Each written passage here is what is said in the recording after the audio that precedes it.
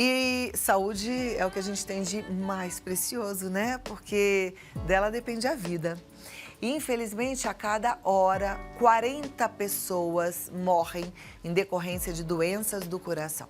Elas são as principais causas de morte no Brasil.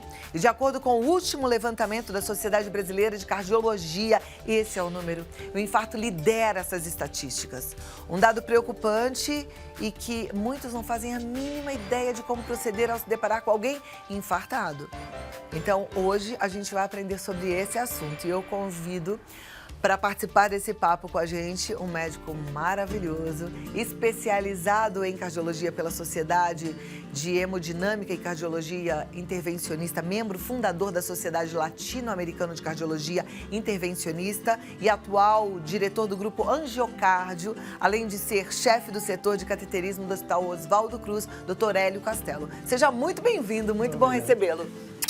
Vou te convidar para sentar aqui pertinho da gente. E temos também hoje a presença de um bombeiro civil, que é o Guilherme Crepaldi, e da Gabriela Pires, que é a modelo que vai representar uma pessoa leiga que, ao se deparar com o infartado, não sabe bem como agir. Sejam muito bem-vindos, um prazer recebê-los, viu?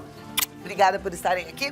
E a gente tem um boneco, olha, aqui no chão, que vai nos ajudar também. Mas primeiro vamos conversar. Vou sentar aqui do seu lado, então, doutor. Muito obrigada. Pra gente entender, primeiro assim, o que é um infarto? As pessoas ficam um pouco na dúvida. Infarto, parada cardíaca, é a mesma coisa? Não, não é a mesma coisa. A parada cardíaca, a gente estava até batendo um papo agora há pouco, antes de começar o programa. Parada cardíaca é uma consequência de vários tipos de doença, inclusive o infarto, é uma das principais causas de parada cardíaca, principalmente, ou quando o infarto é muito grande, ou quando ele não é bem atendido. Então, ele pode levar a uma parada cardíaca, porque por arritmia ou simplesmente por exaustão do coração numa hora que está sofrendo, né? Agora, o infarto é uma doença que é causada pela necrose, ou seja, imagine que o coração é um saco de músculo. E esse saco de músculo, como todos os músculos do nosso corpo, precisa de irrigação para ele funcionar. Precisa que os vasos pérvios estejam abertos para levar sangue e oxigênio para aquela área. Se você tem um entupimento, o entupimento começa a se fazer com uma placa de gordura, por isso que a gente fala que a doença chama aterosclerose, que é uma doença que pode atacar vasos de qualquer lugar do corpo. Essa placa de gordura vai se formando e vai entupindo 10, 20, 30, 50, 60, 70% desse vaso. Depois que o entupimento passou de 50% a 70%, essa área já começa a sofrer um pouco, mas ainda não tem infarto. Tanto que as pessoas que desenvolvem infarto geralmente têm alguns sintomas que precedem o infarto. Nos últimos 30, 40 dias antes do infarto, ela não se dá conta. O infarto é quando esse entupimento que era de 60%, 70%, 80% se torna 100% naquele momento, porque o sangue coagula ali. E coagula, ele entope totalmente. Ainda passava 10%, 20% de sangue, agora não passa nada. Então, aquela área irrigada por aquela artéria, ela sofre um colapso de oxigênio e de nutrientes e ela começa a necrosar. E o que é a necrose? Os teus ouvintes, teus telespectadores podem não saber, é uma perda do músculo, das células, né? A mesma coisa, só para dar um exemplo, se você sofrer uma lesão na tua perna, alguém for te dar uma canelada muito forte e machucar, começa a formar aquela crosta, etc. Aquilo lá é um pouco de necrose, um pouco de sangue coagulado, que depois cicatriza. Só que no músculo do coração você vai ter uma perda da função que é contrair, né?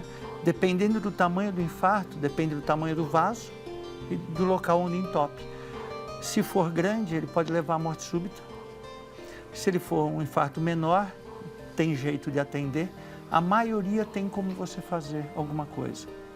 Hoje, a mortalidade de infarto que a gente acha, porque a estatística no Brasil ainda é muito falha, a gente acredita que cerca de 17% das pessoas que têm infarto acabam morrendo. Isso daquelas que chegam no hospital. Muitos morrem até antes de chegar e não sabia que era um infarto, né? Todo mundo já tem uma história de um conhecido, de um vizinho, de um amigo, de um parente que, estava dormindo, não acordou, saiu andando, correndo e de repente caiu na rua e morreu, etc. esses nem sempre são computados, né? Hoje a gente aceitaria uma mortalidade razoável em torno de 5%. Então a gente tem muito o que fazer para baixar essas taxas. Muito bem. No comecinho da sua resposta, você disse que as pessoas têm sintomas 30 dias antes do infarto, mas não percebem. Que sintomas seriam esses? Esse é o pulo do gato, sabe, Cláudia? Até um tempo atrás, a gente achava que o infarto não dava nenhum sinal. Recentemente, coisa de 3, 4 anos, fizeram alguns estudos e levantaram várias pessoas que tiveram infarto e começaram a ver se tinha mudado alguma coisa. E nós percebemos que, principalmente nos últimos 30 dias antes do infarto, a pessoa, não são todos, mas a maioria, começa a ter um certo grau de cansaço, diferente daquilo que ela tinha. Então, por exemplo, ela caminhava, ou ela subia a escada do trabalho dela, ou ela andava, mais ou menos normal. E, de repente, para fazer isso, ela está cansando mais. Às vezes, na hora que faz atividade física também, ou passo nervoso, ela começa a transpirar muito, tem um pouco de dor, uma opressão. Tem alguns que reclamam de uma queimação no estômago. Tanto que na campanha da Sociedade Brasileira de Cardiologia Intervencionista, que eu sou o coordenador nacional dessa campanha, a campanha chama Coração Alerta, a gente orienta que toda dor acima do umbigo é sinal de perigo. Que nem a gente fala para as crianças quando vai entrar no mar, a gente fala dor acima do umbigo é sinal de perigo. Porque uma dor na boca do estômago pode ser um ameaço de infarto, uma dor nos ombros pode ser, uma dor no pescoço, dor nas costas, entendeu?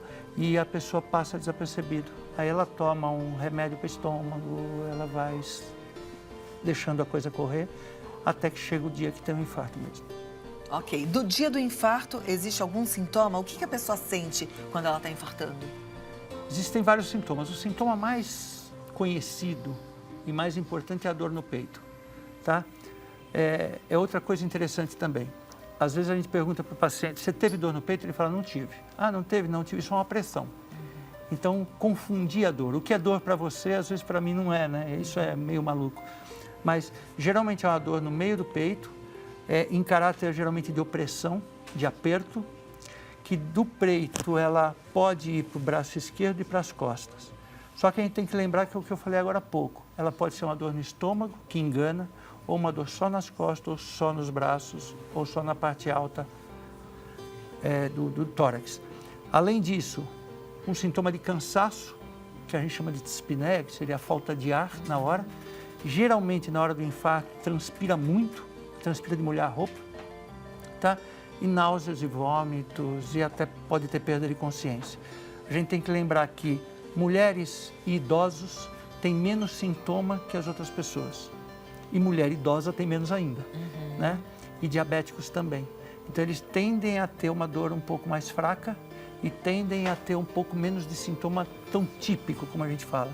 Ter mais um cansaço, uma coisa meio generalista. Assim. Então, na verdade, isso vai gerar dúvida. E na dúvida, qual é a melhor atitude? Vai para o hospital. Vai para o hospital. Tem uma outra frase que a gente usa em cardiologia, que é tempo é vida, tempo é músculo. Então, assim, se alguém da sua família começa a ter esse sintoma de opressão no peito, passar mal, tá? A pessoa, existe nos livros até escrito assim, sensação de morte iminente.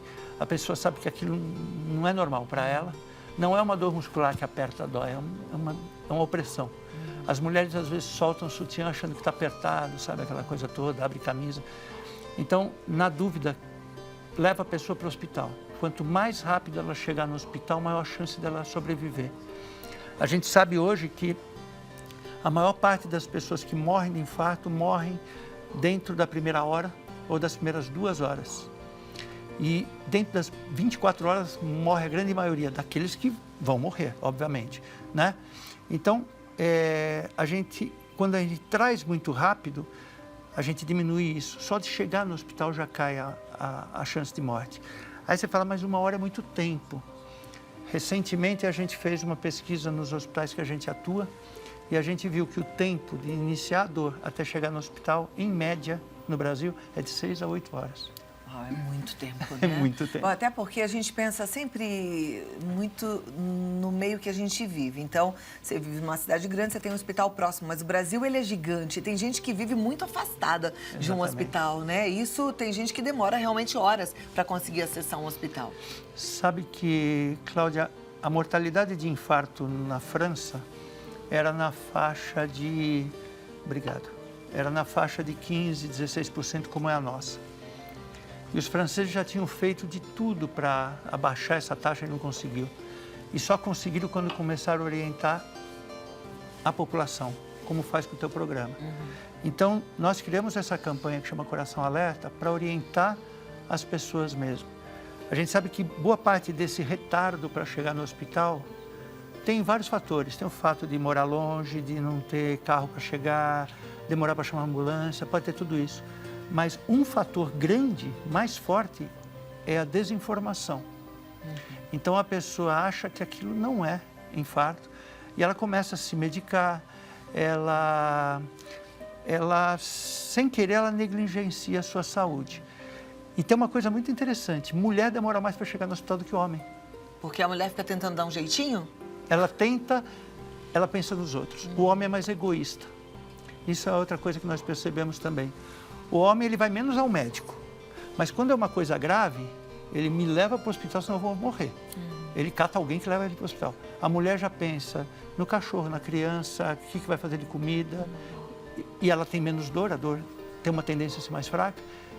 E quando você tem dois indivíduos infartando, vamos imaginar um homem e uma mulher de 50 anos, agora está tendo infarto, a mulher infarta menos, mas se os dois tiverem infarto ao mesmo tempo, a mulher morre mais.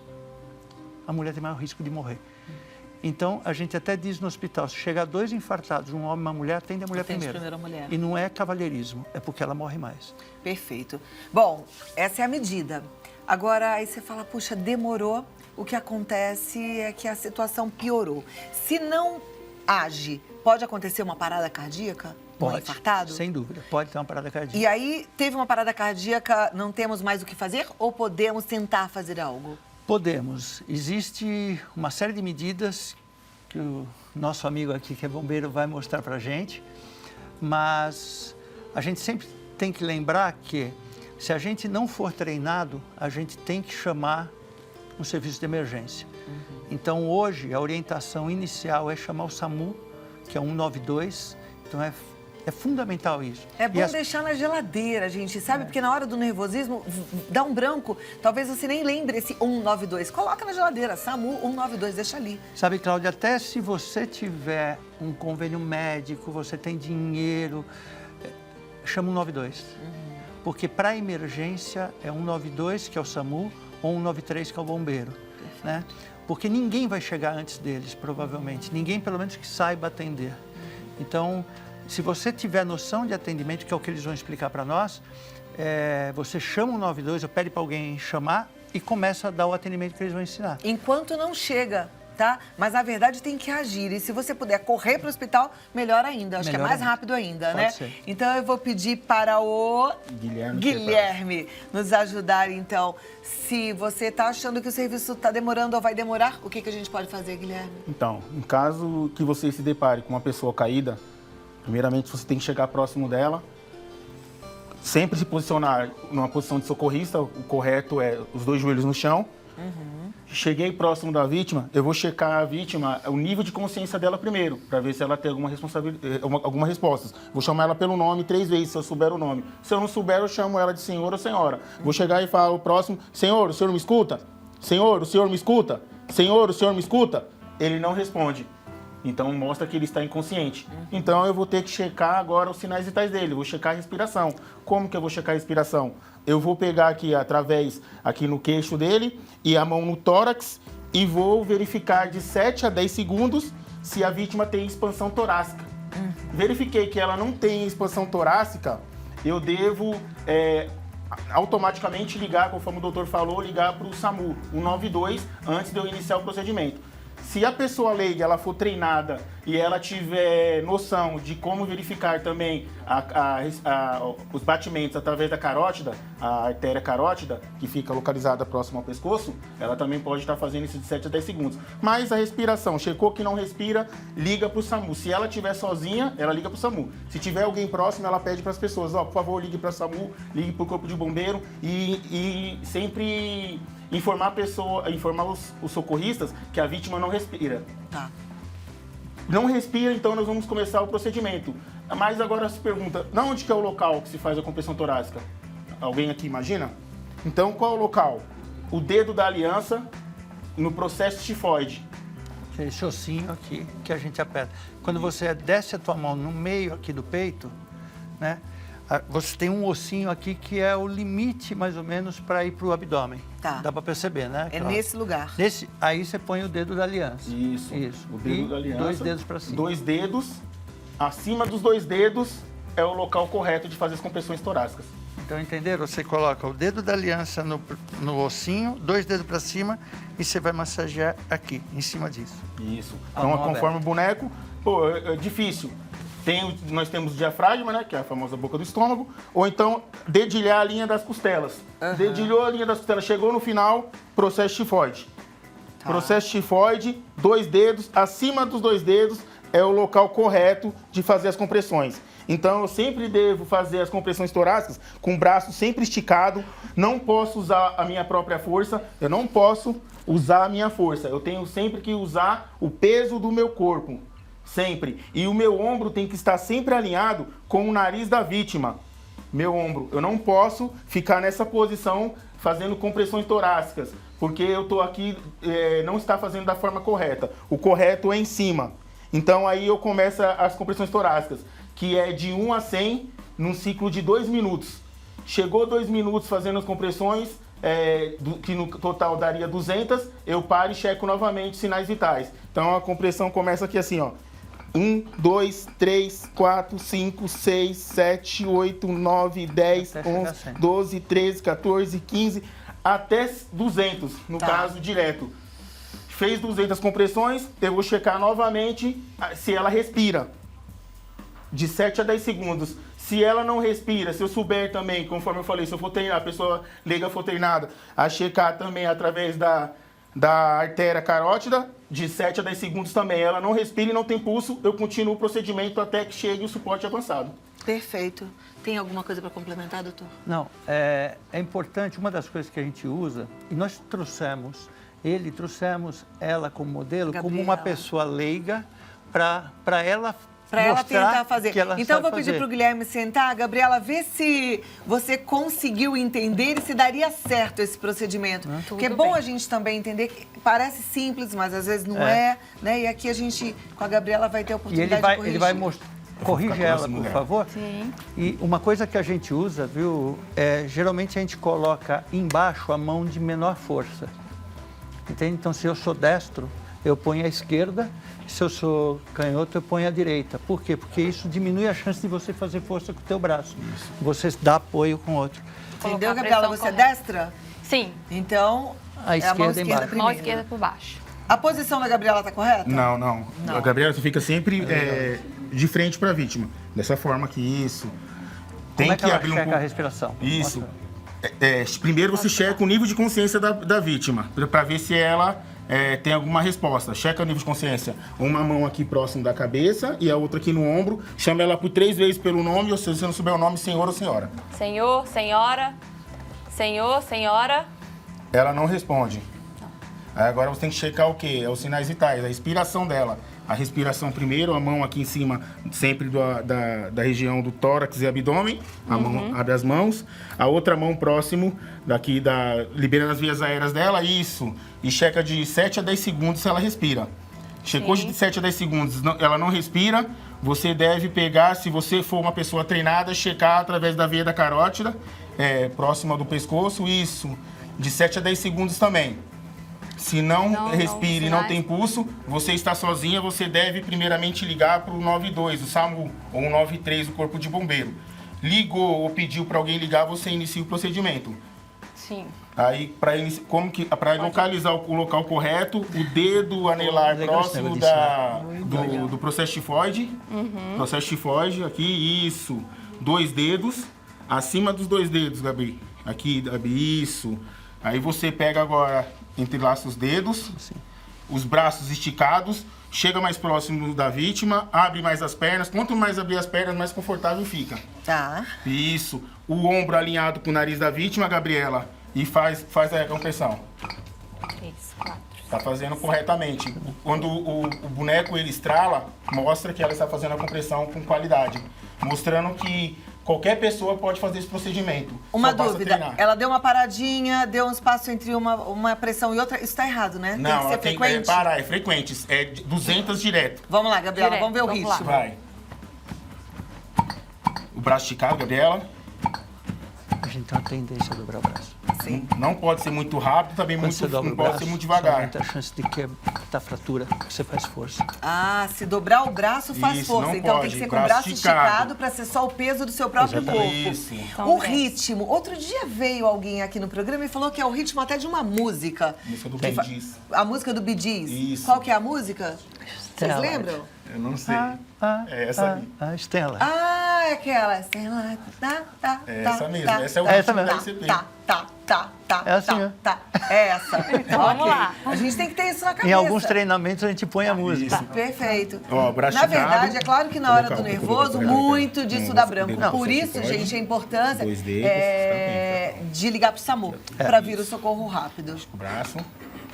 Braço esticado, isso. 1, 2, você 3, vê que 4, qualquer 5, pessoa 6, consegue, não 7, precisa muita 8, força, é só o 9, peso do 10, corpo. 11, 12, Ela é bem 13, mais magrinha 14, que ele. 15, Sim, e dá 16, certo do 17, mesmo jeito. 18, 19, 20, 21, 22, 23, 24, 25, 26, 27. Muito bem, aí ela vai até 200. Até 200. 200. De 1 a 100, no ciclo de 2 minutos, que no caso daria 200. Fez as 200 compressões, ela checa novamente sinais vitais. Se não tem sinais vitais, ela retorna as compressões até que chegue o SAMU.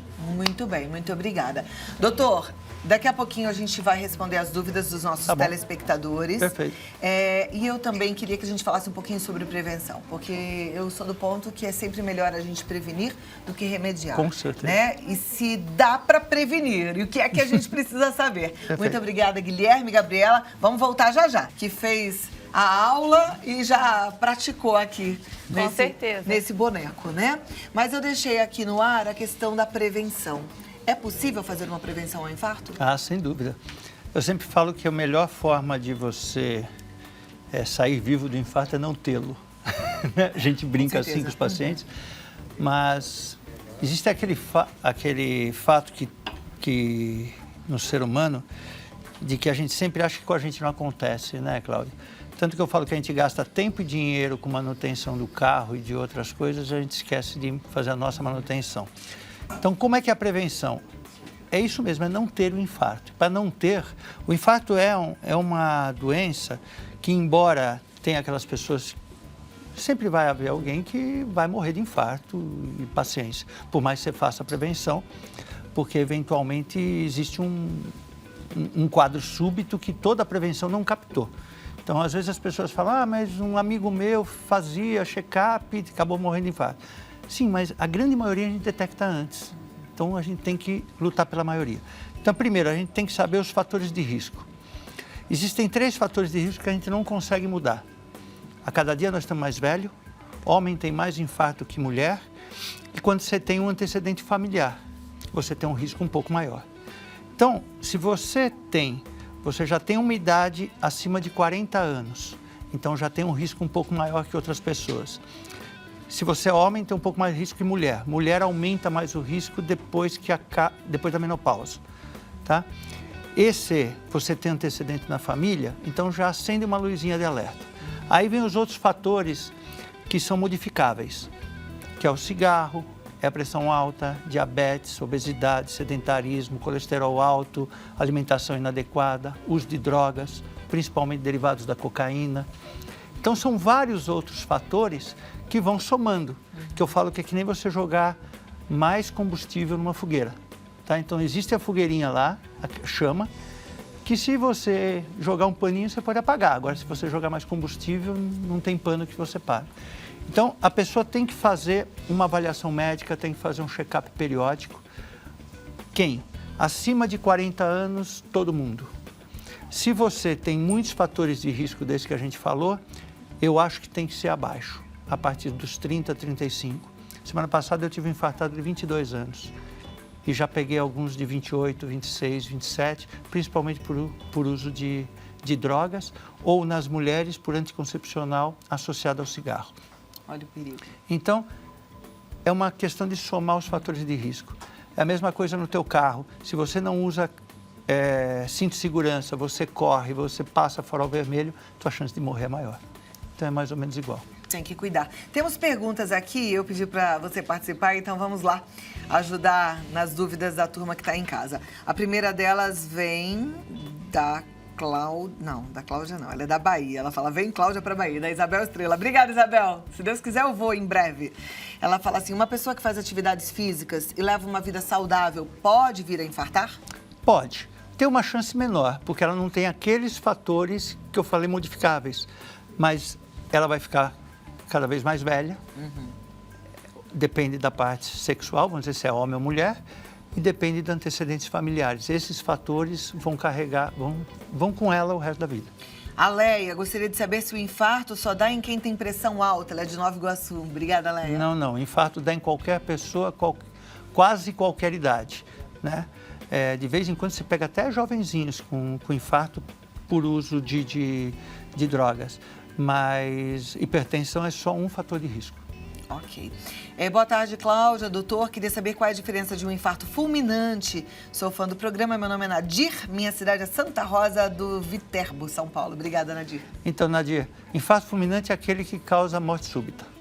Então, geralmente são ou infartos muito grandes ou que na hora do infarto causou uma arritmia grave por irritação do músculo e causa uma parada cardíaca, que é uma morte súbita, que pode sair da parada cardíaca ou não. Então, quando morre, é infarto fulminante. Perfeito. Matias mora em Capim Grosso, na Bahia. Gostaria de saber do doutor por que quando eu vou trabalhar no serviço mais pesado e dependo muito do meu esforço físico, eu fico bem cansado, meu coração fica batendo bem rápido. E a última consulta que eu fiz ao cardiologista, ele me informou que é porque eu não tenho muita prática e aí o meu coração fica batendo muito. O cardiologista disse que é normal. O meu coração está bom? O senhor concorda com ele? Eu acho que pode estar bom, sim. Eu não sei a idade dela nem nada, mas pode ser só falta de condicionamento físico. Então, vale a pena ela fazer o check-upzinho que ela já deve fazer, mas fazer condicionamento físico para prevenção. Perfeito. A Alice de Mogi das Cruzes, ela diz, meu marido é safenado e fez mamária. Tem risco de infartar novamente? Tem. Por isso que ele tem que continuar. Ele já tem a doença. Tanto a cirurgia como o stent, que é o que a gente faz, como remédio, não acaba com a doença.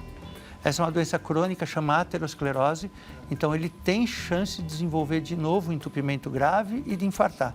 A chance é menor porque geralmente esses pacientes são muito bem regrados e tem um médico em cima dele. Mas se ele abandonar o tratamento, o risco dele é alto. Inclusive, como você disse, um jovenzinho que infartou por conta de uso de drogas, coisa do tipo, ele também fica com a doença?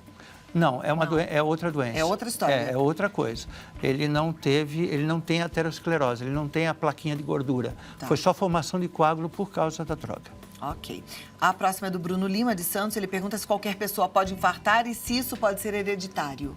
Pode, aumenta o risco e a hereditariedade. Se você tem, principalmente, pai, mãe, irmãos que já tiveram, ou filho, eventualmente você pode ser o pai e teve o filho com infarto, e tiveram um infarto, principalmente abaixo de 60, 65 anos, o risco da pessoa é maior. Não quer dizer que ela vai ter, mas ela tem um risco maior.